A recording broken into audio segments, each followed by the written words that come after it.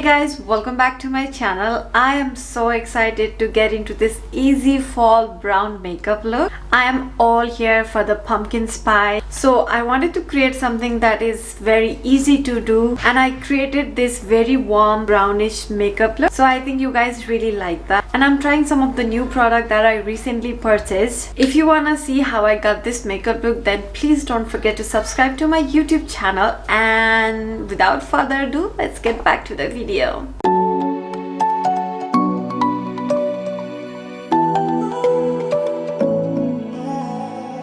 I tried to let go of all of the nonsense that you put me through. I give it all to you. I do it all for you.